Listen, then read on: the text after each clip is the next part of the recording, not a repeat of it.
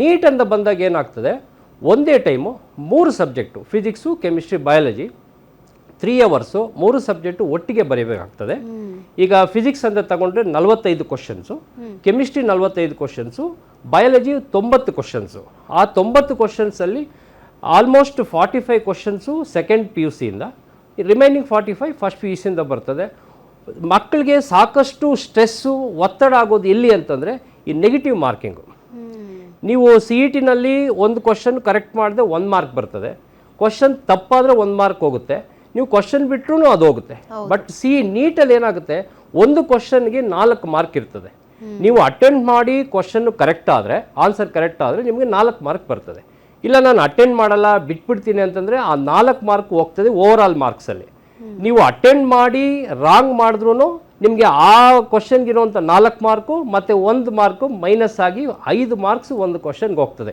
Over all ಸ್ಕೋರಿಂಗಲ್ಲಿ ಇದು eight ಬೀಳ್ತದೆ. ನೀವು ಪ್ರಿಪ್ರೇಷನ್ ನೋಡಿದಾಗ CET ಆಗಲಿ ನೀಟೇ ಆಗಲಿ, CET-ಗೆ ಆದರೆ ನೀವು ಸೆಕೆಂಡ್ PUC ಇಂದ ಆಮೇಲೆ ಬೋರ್ಡ್ ಎಕ್ಸಾಮ್ ಆದಮೇಲೆ CET-ಗೆ ಮೊದಲು 1 ತಿಂಗಳು ಸ್ವಲ್ಪ ತಯಾರಿ ಆಗಿದ್ರೆ CET-ನಲ್ಲಿ ಒಳ್ಳೆ ರ್ಯಾಂಕು ತಗೊಳ್ಳೋ ಚಾನ್ಸಸ್ ಇರ್ತದೆ.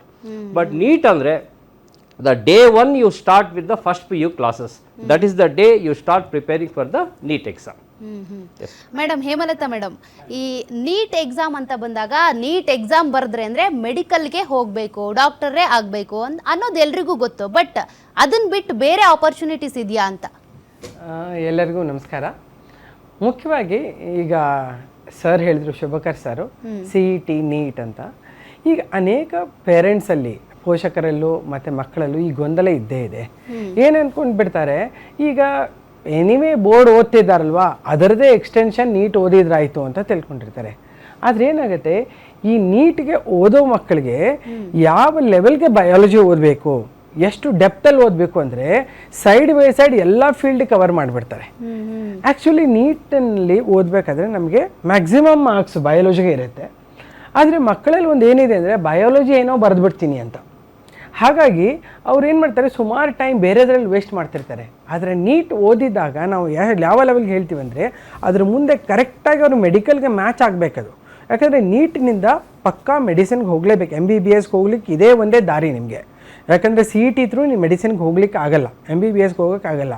ಇದ್ರ ಜೊತೆಗೆ ನೀವು ಹೋಮಿಯೋಪತಿಗೆ ಹೋಗ್ಬೋದು, ಆಯುರ್ವೇದ ಹೋಗ್ಬೋದು, ಯುನಾನಿಗೂ ಹೋಗ್ಬೋದು. ಇವೆಲ್ಲ ಮೆಡಿಕಲ್ ಫೀಲ್ಡ್ಸೇ ಇವು.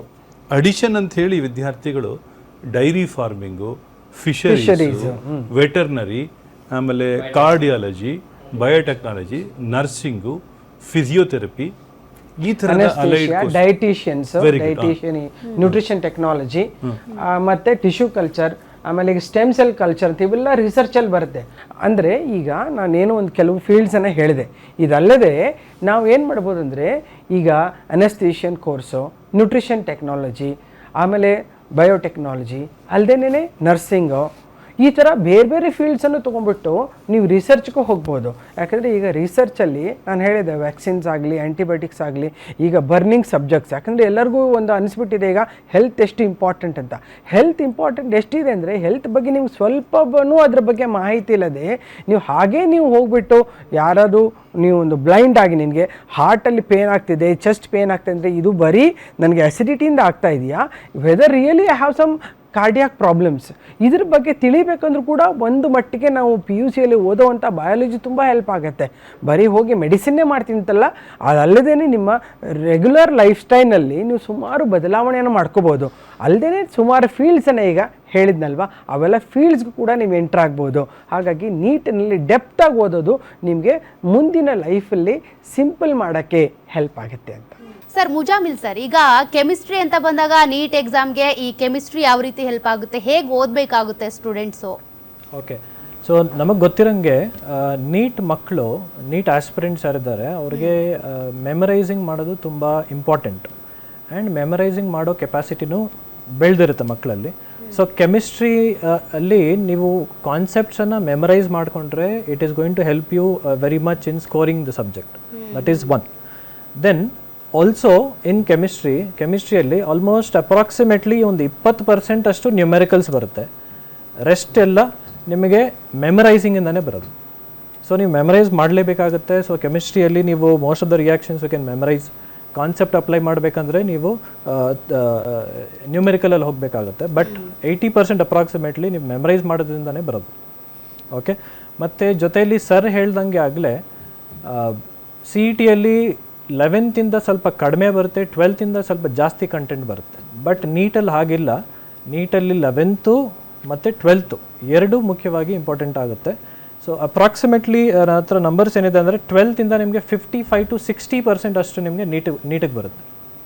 11th ನಿಮಗೆ 40 to 45% ಬರುತ್ತೆ. ಮತ್ತು ಇನ್ನೊಂದು ಕೆಮಿಸ್ಟ್ರಿ ಹೇಗೆ ಇಂಪಾರ್ಟೆಂಟ್ ಅಂತ ಹೇಳಿದ್ರೆ, ಮೋಸ್ಟ್ಲಿ ನೀಟ್ ಆಸ್ಪಿರೆಂಟ್ಸ್ ಯಾರು ಇರ್ತಾರೆ ಅಂದರೆ MBBS ಮಾಡೋರು ಇರ್ತಾರೆ. MBBS ಅಂದರೆ ಏನು? Bachelor in medicine and also bachelor in surgery.